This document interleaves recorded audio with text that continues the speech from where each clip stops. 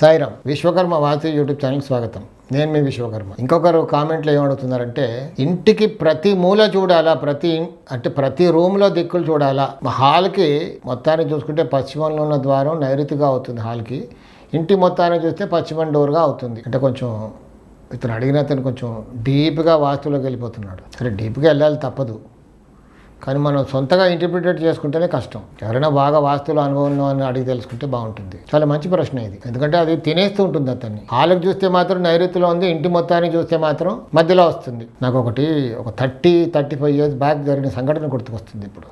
అది ఎక్కడ, విజయనగరం జిల్లాలో. పాపం చాలా ఇబ్బందులు పాలయ్యారు వాళ్ళు. ఎంతోమందికి వాస్తు చూపించారు. అతను వాస్తు బాగా తెలుసు, అతను చదువుకున్నాడు. పెద్ద స్థలం అండి, అక్కడ పెద్ద స్థలాలు కదా పల్లెటూళ్ళలో. బాగా మొక్కలు వేసుకున్నారు. నైరుతిలో ఇల్లు కట్టుకున్నాడు అతను. పెద్ద స్థలం, తూర్పు రోడ్డు, తూర్పు ఈశాన్యంలో గేటు. ఇల్లు నైరుతి భాగంలో కట్టుకున్నాడు. ఇంటికి తూర్పు ఈశాన్యంలో ద్వారం, ఆ ద్వారానికి ఎదురుగా కాంపౌండ్కి ఇంకొక గేటు.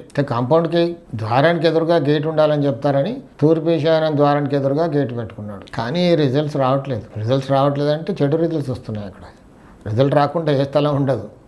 మంచి రిజల్టో చెడు రిజల్ట్ ఏదో వస్తుంది. ఎంతోమందిని వార్తలు తీసుకొచ్చి చూపించారు, అంతా బాగుంది అని వెళ్ళిపోతున్నారట. సో నాకు ఒకసారి చూపించాడు అక్కడ విజయనగర్కి వెళ్ళినప్పుడు.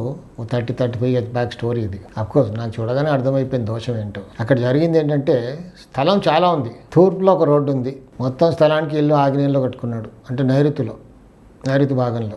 ఆ ఇంటికి స్థలం ఉత్తరంలో చాలా ఖాళీ స్థలం, తూర్పు ఈశాన్యంలో గేటు. నైరుతిలో భాగంలో ఇల్లు కట్టుకునే ఇంటికి తూర్పు ఈశాన్యంలో ఉచ్చస్థానంలో ద్వారం, ద్వారానికి ఎదురుగా తూర్పు కాంపౌండ్లో ఇంకొక గేటు. ఇది దోషం. బుక్కిష్ నాలెడ్జ్గా చూస్తే అంతే బాగుంది. ప్రాక్టికల్గా జరిగిన దోషం ఏంటి అక్కడ, నైరుతి భాగంలో కట్టుకున్న ఇంటికి తూర్పు ఈశాన్యంలో ద్వారం, ఇంటి మొత్తానికి కూడా, స్థలానికి మొత్తానికి కూడా ఆగ్నేయ భాగంలో రావడం జరిగింది. గుమ్మం, దానికి ఎదురుగా గేటు, అది కూడా ఆగ్నేయ భాగంలో రావడం జరిగింది. దాంతో అక్కడ అన్ని కూడా ఆగ్నేయ దుష్ఫలితాలే చూపిస్తుంది. అతనికి క్షుణ్ణంగా ఇదంతా అండర్స్టాండ్ చేపిస్తే అప్పుడు ఓహో అనుకున్నాడు. అంతవరకు నాతో కూడా వాదిచ్చాడు, అంత బాగా కట్టుకున్నానని. ఇదిరా బాబు అని చెప్తే అప్పుడు కాస్త కనుక్కొని సరి చేసుకున్నాడు.